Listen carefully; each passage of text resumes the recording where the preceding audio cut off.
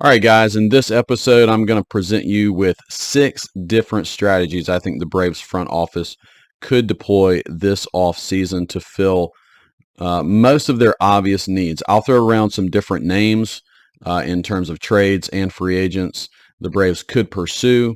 And at the end of the episode, I'm going to give you guys my opinion on which strategy I would employ. So let's get to it.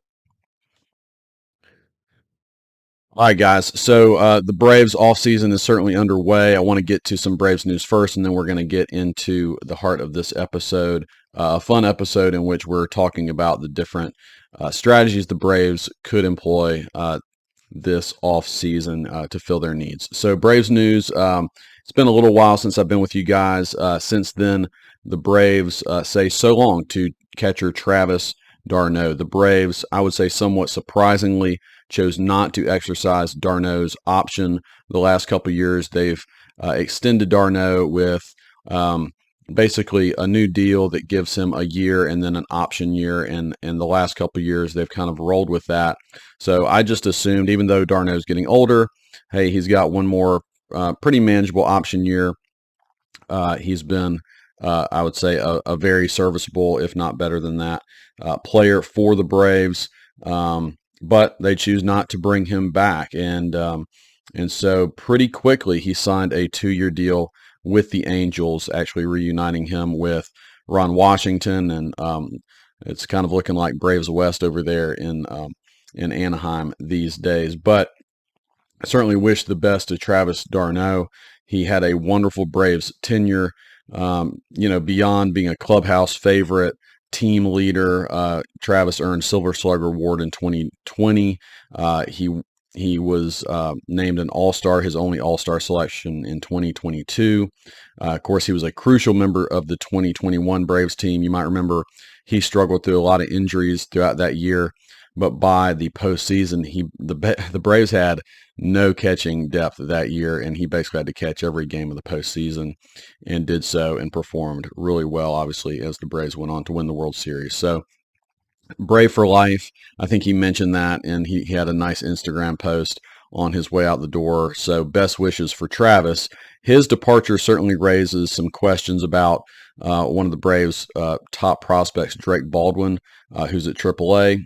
Catcher, are the Braves going to promote him? I certainly hope so. I've been advocating that.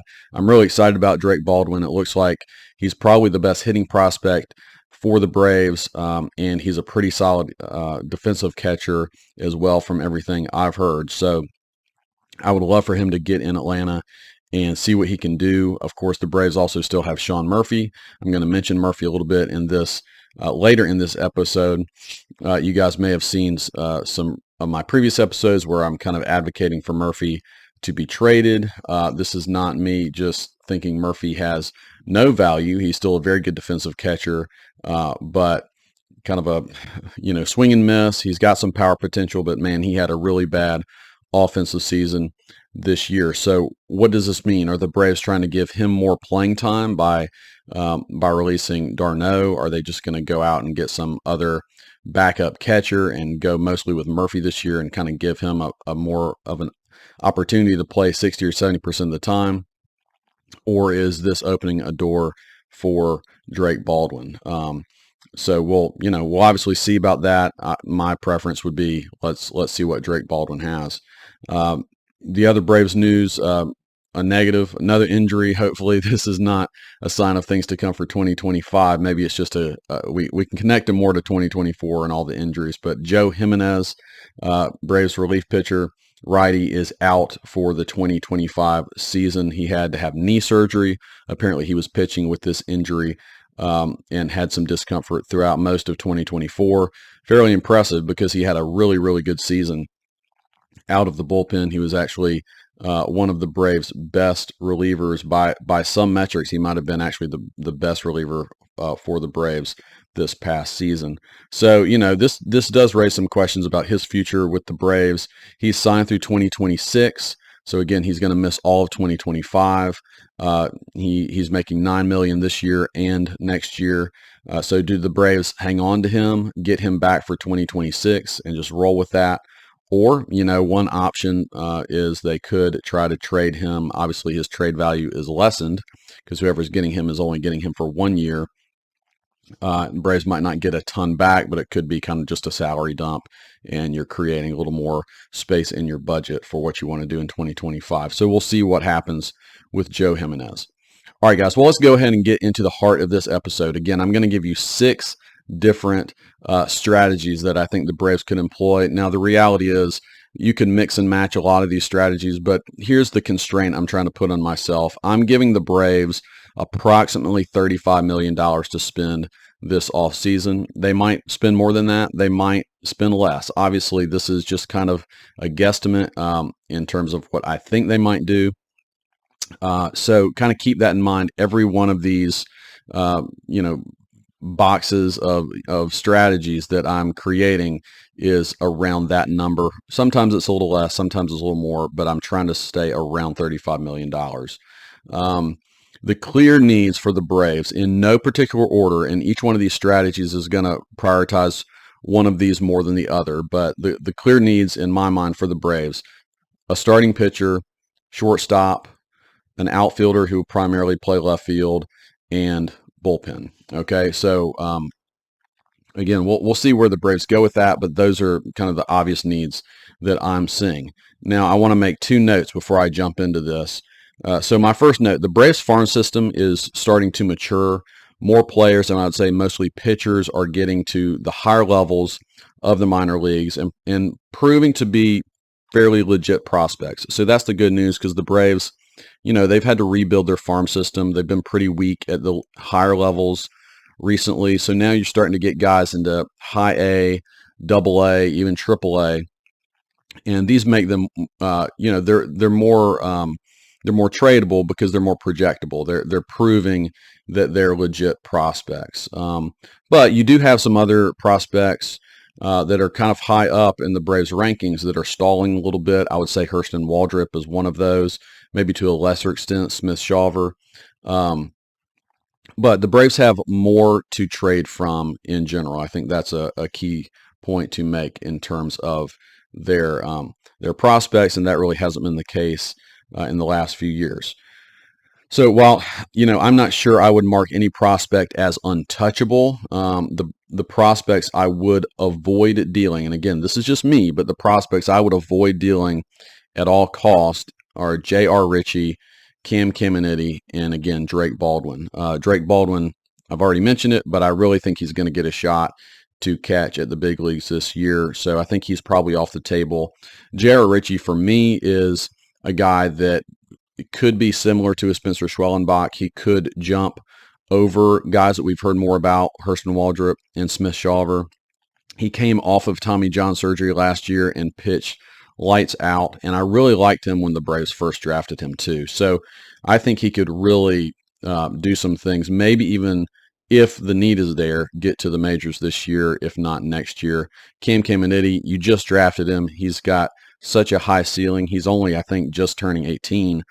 So, don't go and trade him just yet either. So I think everybody else is at least on the table.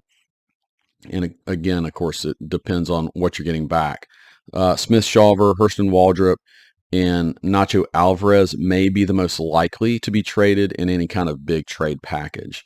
All right, so my second note is there is no way, I just want to say this out loud, there's no way the Braves are going to go after Juan Soto. He's the biggest prize of the offseason. They're throwing around like $650, $660 million. The Mets are going all in for him. The Yankees want to keep him. There's still talk that the Dodgers might go after him, which is crazy to think that they would spend that kind of money again after they went out and got Shohei last offseason. The Braves are just not going to play in that kind of sphere, even though on paper he would be the most perfect fit for the Braves in the lineup and actually their need in the outfield. So I'm just going to throw that out there. I'm not even going to dream on that one. Also, I'm going to say this one. Despite rumors, I don't see the Braves signing Willy Adames. He's been linked to the Braves quite a bit. On paper, it makes sense. The Braves obviously need to upgrade shortstop. He's the best shortstop on the free agent market. But here's the thing. If the Braves weren't willing to get Dansby Swanson, give him a mega deal, and let him go to Chicago, I don't know why they would suddenly change and give that mega deal to Willy Adames just a couple years later. Adames is probably going to get somewhere around $30 million a year, maybe a little less, but that's, I think Dansby got around 27 per year, something like that. I'd have to go back and look at that for sure. But I just do not see the Braves giving Adames that kind of deal. Now, they might change strategies, change philosophies. Maybe they prove me wrong, but it would definitely be outside of everything that they have done over the last several seasons. Okay, so I'm removing Juan Soto and I'm removing Willy Adames from my possibilities. All right, so let's go ahead and jump into these. Option one, okay, this is strategy one. We're going to start with the Braves prioritizing starting pitching, and they trade for Garrett Crochet.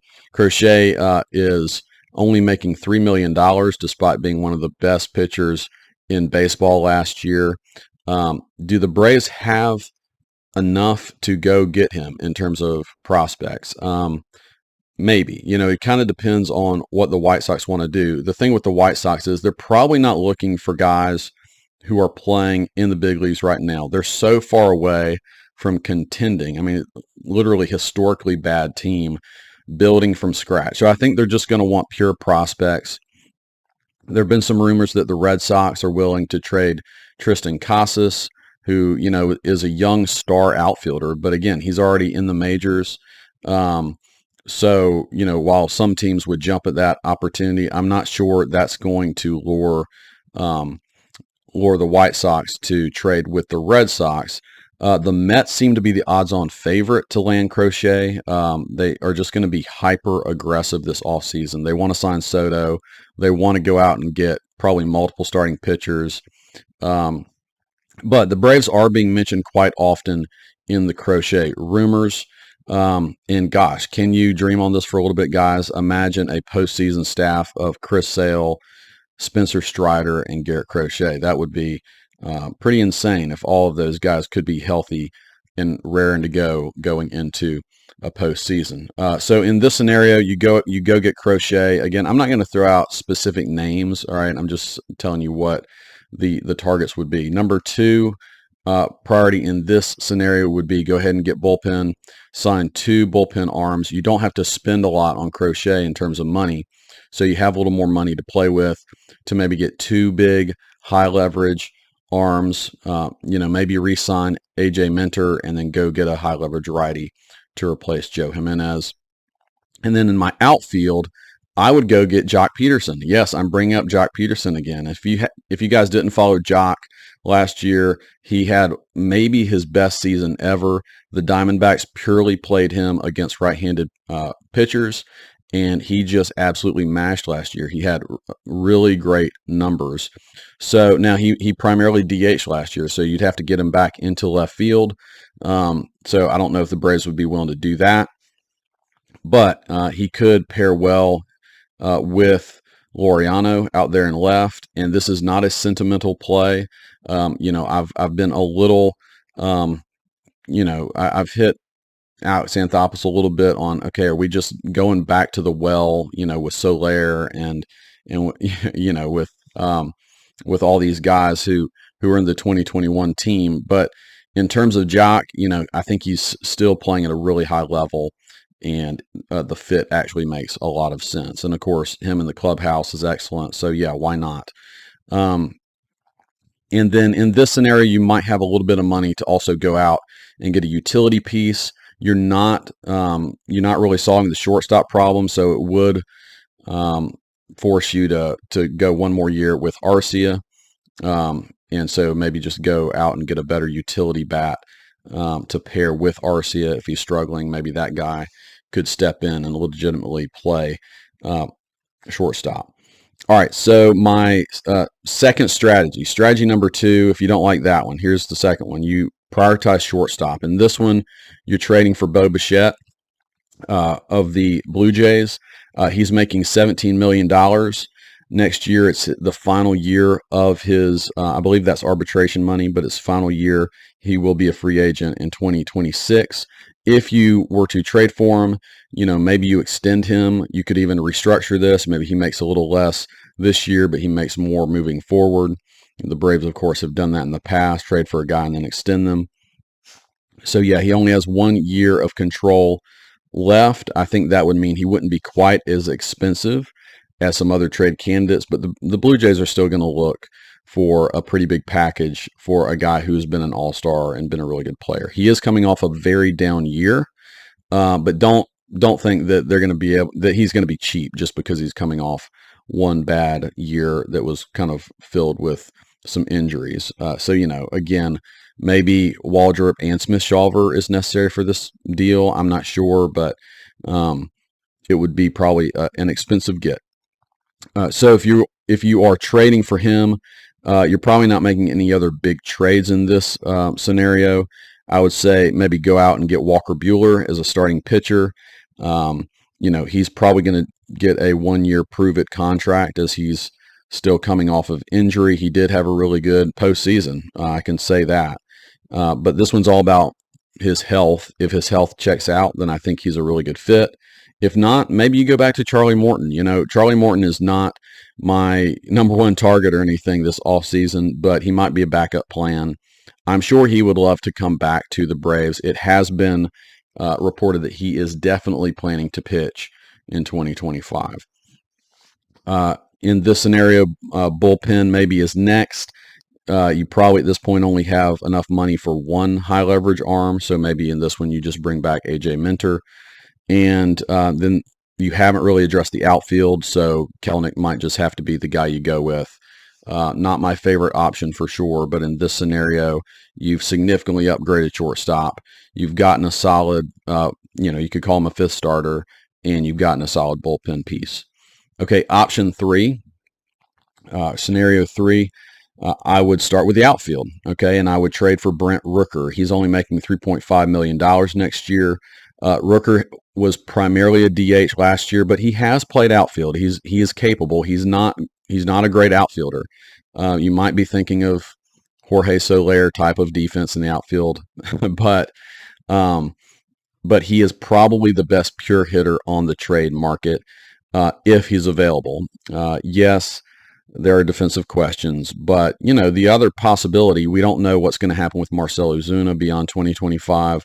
Rooker could slide into your DH spot if Ozuna were to leave after 2025. And he's making $3.5 million. This is a guy who's a very late bloomer.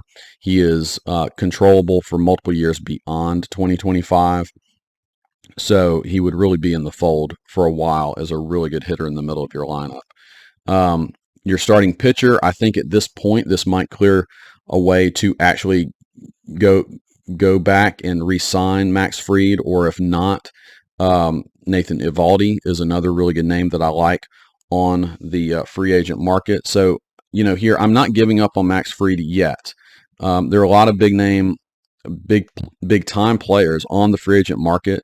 And, some teams with deep pockets might just, maybe they'd like to go after Max Fried, but they sign Juan Soto or they sign Willy Adames or another big time player, and they move on from Fried. And so you don't know how his market is exactly going to shape up. So I'm sure the Braves are at least going to keep tabs on him. But if he does go to LA or somewhere else, I think Eovaldi fits great too. He kind of seems to me like a natural replacement for Charlie Morton, a veteran guy. I think he's 35, so kind of when Morton came to the Braves, he's about that same age. He's got tons of playoff experience and success. He's still a very good pitcher, so I like Eovaldi a lot here too. In this scenario, you would have to keep Arcia. Again, obviously not great, but Rooker upgrading the offense would make one more year of bad offense from Arcia maybe a little easier to stomach. And then again, bullpen here, you probably just have enough money for one big bullpen addition. I'm going to keep saying it. Bring back AJ Minter. I really want him to come back. He's probably the best. He's probably the second best lefty reliever on the market. So yeah, and non-closer, he's the best lefty out there. So I would really want the Braves to go, bring him back. All right, option four, scenario four, starting pitching at the top. Now this one, I'm starting to get a little more creative. The Marlins are basically cutting bait with most of their players, and so they've got two big time pitchers that they could trade: Sandy Alcantara and Jesus Luzardo. Luzardo is the guy that has been named a lot more. He had some injury last year, but not arm injury. He's making $8.6 million. Alcantara obviously is a Cy Young winner, and then he went down with Tommy John. He's coming back, so he's in a very similar situation. I would say to like a Spencer Strider. He might not be ready at the beginning of the year, so you'd have to deal with that. It's definitely more of a long-term play if you were to get him, but he's also signed for, I think, 2 additional seasons after this one. So, the upside there is tremendous. So, you could go after either of those. In this one, I would also target outfield as my number 2 priority and go get Jurickson Profar. Of course, he had a career year with the Padres. I think if he can continue that kind of production, or even a little less than that production, but not fall off the map, then he's a really good fit for what the Braves need in left field. He's a good defensive outfielder. He's a good contact guy, get on base a lot. He hit 20-plus home runs, so I like Profar there. Now, if you're trading for Luzardo or Alcantara with the Marlins, I mentioned this before, but why not try to go get Xavier Edwards, their shortstop? Now, this would make that kind of deal incredibly expensive because Edwards is a very controllable young shortstop. He's played really well with the Marlins. He's a speedster, gets on base a ton, steals a lot of bases. So, yes, it would require a massive prospect price tag if you were to get Edwards plus Luzardo or Edwards plus Alcantara. But it fills 2 major holes that the Braves need. In this case, you probably wouldn't have any money left over. You would have to move on from AJ Minter and just get some cheap bullpen options. All right, option 5, scenario 5. We go back to shortstop, and again, I'm getting a little more. I'm trying to be, a little more thoughtful here with what you could do. I would trade Sean Murphy. That's right. I would trade Sean Murphy for the Cubs' Nico Hoerner. So Hoerner has been playing second base for the Cubs since Dansby Swanson arrived, but he is an incredibly good defensive middle infielder who could absolutely slide back to shortstop. This is, Murphy and Hoerner are making close to the same amount of money. The Cubs are pretty weak at catcher, so I think they might look to upgrade there and get something like Murphy. Now you're selling low on Murphy, so you probably would still have to include some other pieces in this type of trade. But Hoerner is very good. He'd probably be actually an upgrade over Arcia. We talked about Arcia being a solid defensive shortstop. I think Hoerner would be an upgrade there. He's a league average hitter, but he has been that pretty consistently throughout his career. Remember, Arcia at his best is a league average hitter, and we saw him much worse than that last year. So I think Hoerner would be a slight upgrade offensively, not a super exciting offensive player, but an upgrade. He's quicker on the base paths. I think he's just a better all-around player and contributor. He'd get on base more often than Arcia, so this would be an upgrade. Another thought is if you're trading with the Cubs, if they don't want to let go of Hoerner, they have a prospect whose name is Matt Shaw. He's really their top prospect right now. And the question with that one would be, is he capable of playing shortstop? I don't know. But this also might just make it more likely that the Cubs are willing to trade Hoerner if they want to slot Shaw in at second moving forward. In this scenario, after you trade Murphy for Hoerner, I would go after a starting pitcher and trade for Framber Valdez. Okay, yes, he is on the final year of his contract with the Astros, and even though the Astros are all in and still, trying to win the World Series every year, they are very rich in pitching. So this might make them consider trading Valdez.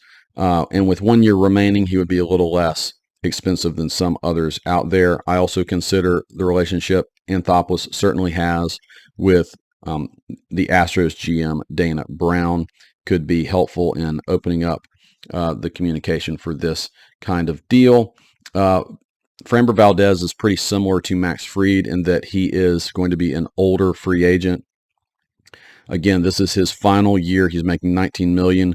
Could you trade for him and then extend him? I kind of doubt it. This is going to be his one chance to enter free agency. He'll be 32 as he enters free agency. That's a very old first-time free agent. But even if he's just for 1 year, you're getting a really good pitcher. I mean, this guy has been a probably top 10 pitcher in the American League for multiple years. He's got a lot of postseason experience. He pitched to a sub-3 ERA last year. Just a very good lefty pitcher that could replace Fried for at least a year. And in this one, you might have enough money to go out and get one more bullpen piece. Again, maybe re-sign Minter, but you're probably not doing anything in the outfield in this scenario, so Kelenic might just have to come back in this one. Okay, my last one, this is option 6, scenario 6. This is my probably most outside-the-box scenario. Number 1, starting pitcher, sign Roki Sasaki. So if you guys have not heard about Sasaki, he is the next big thing coming out of Japan, and he is foregoing.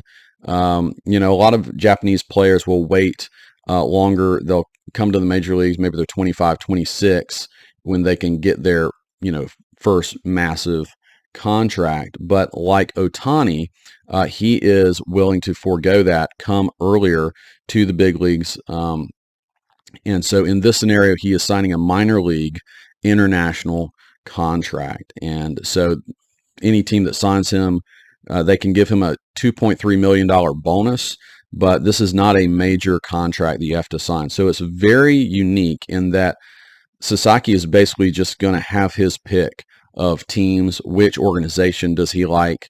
Which team does he think is the best fit for him? And then you don't know what he's prioritizing. Is he prioritizing winning? Is he prioritizing, clubhouse culture? Does he really want to go play with other Japanese players? You just don't know. But, and the other thing I would say with this, and this is why it's outside the box, the Braves typically have not been very aggressive with Japanese players.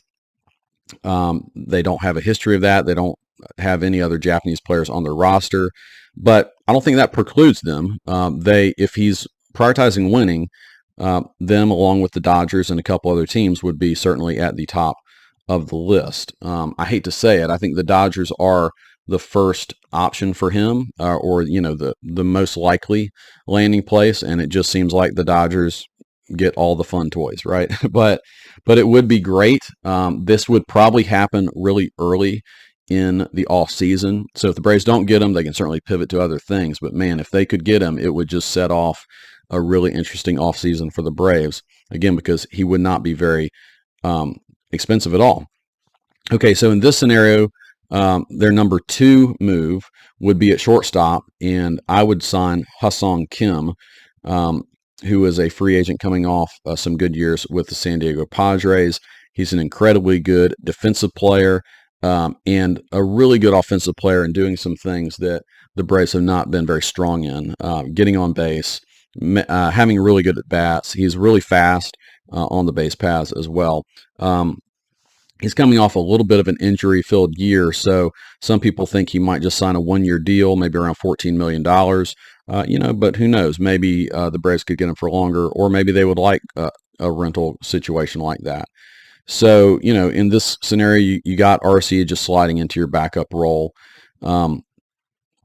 So I like Ha-Seong Kim there. I really, he's, in terms of free agents, he's the more likely target compared to Willy Adames. And by the way, let me go to Roki Sasaki just really quickly. The other benefit of this, similar to the Ohtani situation, you would get 6 years of control with him. So anyone who wins the Roki Sasaki sweepstakes, if you want to call it that, is going to have a very good player for a very long time. Okay, outfield. In this scenario, I would go back and trade for Brent Rooker because consider this: you've signed two guys through free agency. You haven't had to trade anybody from your prospect, pool yet. So I think you still have a lot to go out and get somebody like a Brent Rooker, and you would still have two, probably enough money for two bullpen pieces. So option six is the most outside the box. It's probably the least likely because of Roki Sasaki, and it's just kind of up to his decision. But if he signs with the Braves, I think it sets off the best possible offseason that they could have. Outside of that, what is my favorite scenario? Oof, yeah, I mean, this one's kind of tough. Probably option four, trading with the Marlins for multiple guys. But, it's kind of hard. A lot of these create some really good situations. Option three, in which the Braves are trading for Brent Rooker and then either bringing back Max Fried or bringing in a guy like Nathan Eovaldi. I also like that one. The downside to that one, as you guys know, I'd really like to move on from Arcia, but I think in that scenario, Arcia stays for one more year. But I would really like what the Braves would do after that. Now, going back to option one, this is hard to choose because the idea of Garrett Crochet as a Brave and just having such a dominant starting pitching core, and then bringing back Jack Peterson, that sounds pretty fun to me too. So, man, it's really hard to decide. And I know I told you guys I would give you my like definite answer. So if I'm giving you a definite answer, I would say I would go with option four, Jesus Luzardo or Sandy Alcantara, Jerkson Profar in the outfield, Xavier Edwards. You're basically the bullpen is the only area, and maybe the Braves will be a little more willing to spend, but bullpen is the only area that kind of gets harmed in that scenario. But starting pitching's good, outfield's good, shortstop, you're covering that. So yeah, that's probably to me the best scenario if option six and Roki Sasaki doesn't happen. All right, guys. Well, it's fun to think through these things, and we'll obviously see how the offseason goes for the Braves. I think things are really going to start to ramp up pretty soon. So thanks for tuning in to another episode of Stay of the Braves. I'll talk to you soon.